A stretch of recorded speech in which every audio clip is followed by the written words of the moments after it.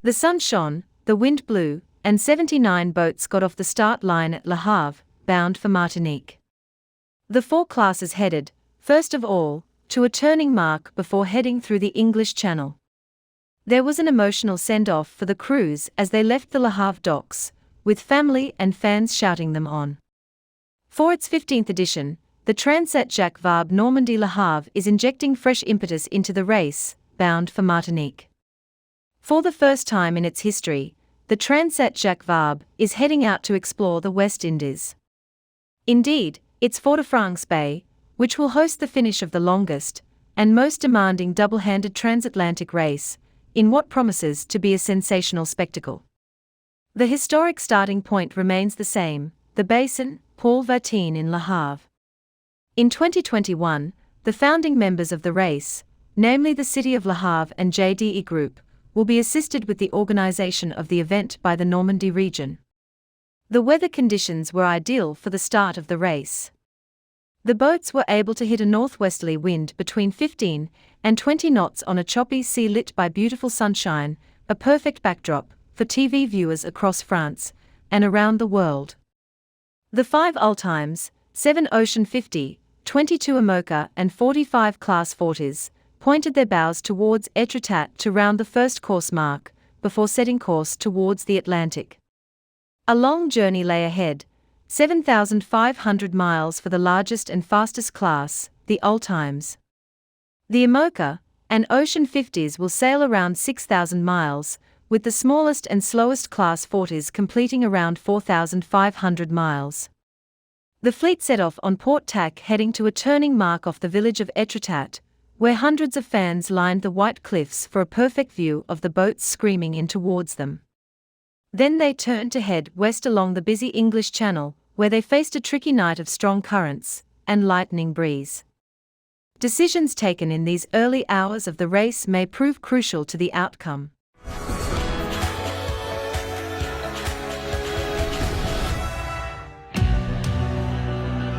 The boats were moored in the dock for 10 days. 10 days waiting for the open sea, waiting for this, a moment for goodbyes.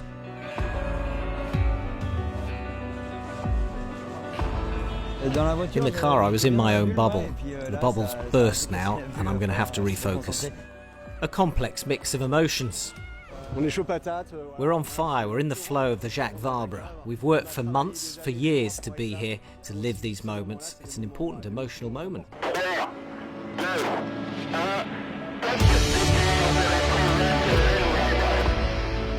79 double-handed boats on the same line, a record in the history of the Transat Jacques Vabre. 4 classes, 4 boat sizes, 4 very different speeds.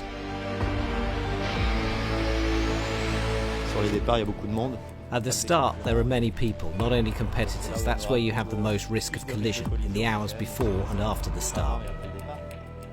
In other words, better get ahead. Frank Camas and Charles Caudrelier were the first to the Etretat mark. At the same point, Leclerc and Escoffier politely kept their distance from Gabard and Lepage. And behind the Ultimes, the Ocean 50s, multi-hulls half the size, put on a show. And then the IMOCAs.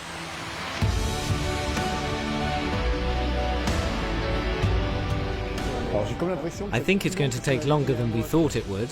There'll be no change out of 18 days now. So, between 2 and 3 weeks of racing coming up. Impossible to say who'll arrive first in Martinique, the new finish line of the Transat Jacques Vabre. Bonjour à tous, bienvenue à bord de Bureau-Vallee sans mât.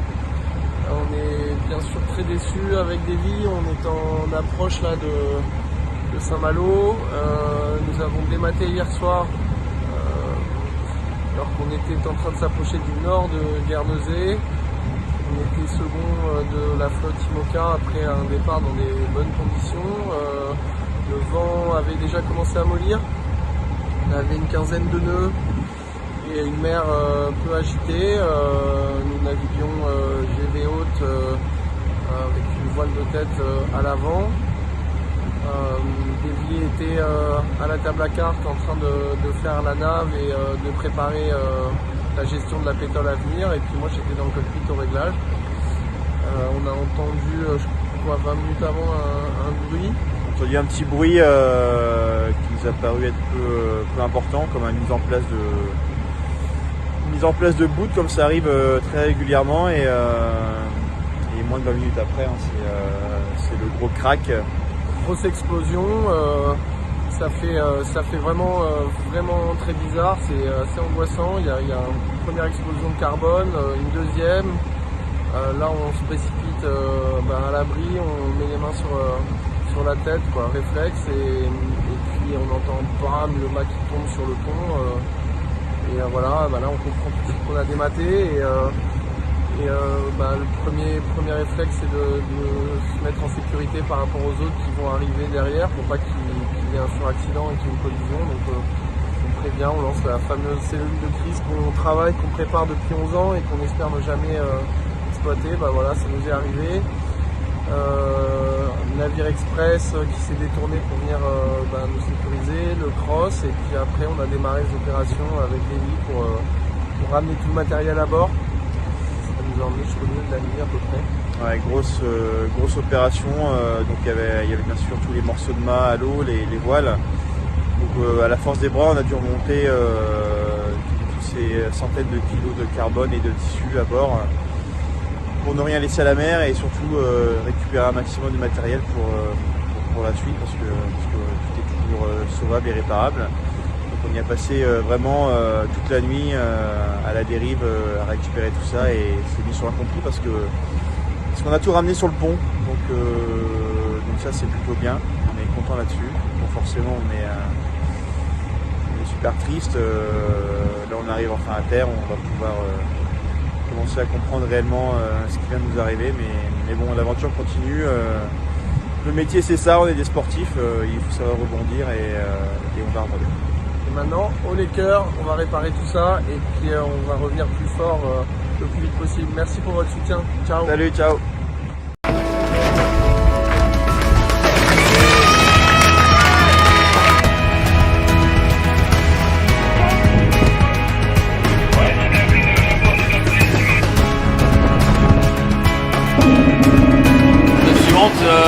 Ça va être de se préparer pour le départ. Là on est à 1h.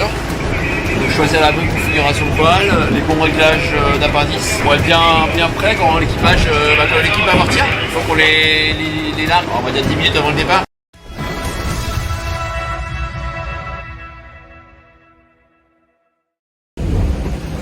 Ça y est, on est parti. Tu vas bien sur Initiative Cœur. On est sur Tribamio et on part vers Cherbourg. Nico il a déjà fait pas mal de navigation, routage, métier en cours, et on va prendre beaucoup de décisions. Wow. Ça va? Ça bouge un peu encore, mais ça va, écoute, très bien, super départ. Il fait beau, il y a du vent et c'est sympa. Donc plus de nouvelles très bientôt. Salut.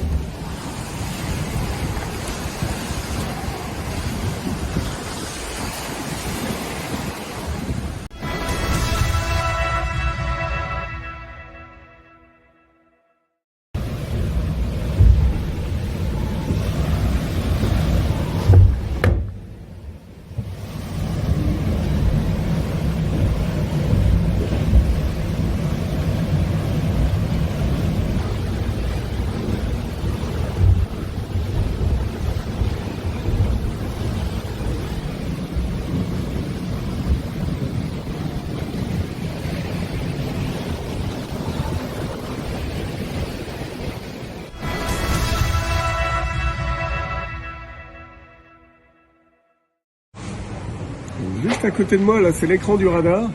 Et on voit, il y a des traces rouges dessus. C'est l'île de Ouessant qui est toute proche.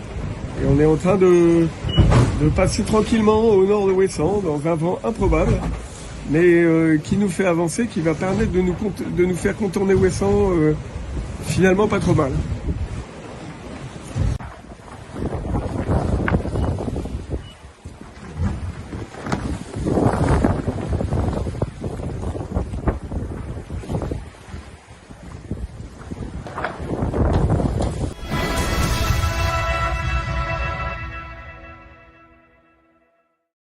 Et bien le bonjour à bord de Charal.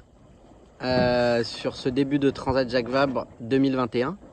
Après moins de 20 heures de course, on est déjà dans le poteau noir. Alors on va l'appeler le pot de la Pointe Bretagne. C'est pareil, il y a des gros nuages, il n'y a pas de vent et on ne sait pas quand c'est qu'on va s'en sortir. La seule différence, c'est que on n'est pas tout seul cette fois-ci. Voilà, ça Thomas et Morgan qui sont juste là, et puis on a d'autres bateaux juste dessous là-bas. Ça c'est chouette. Bon allez, à plus tard.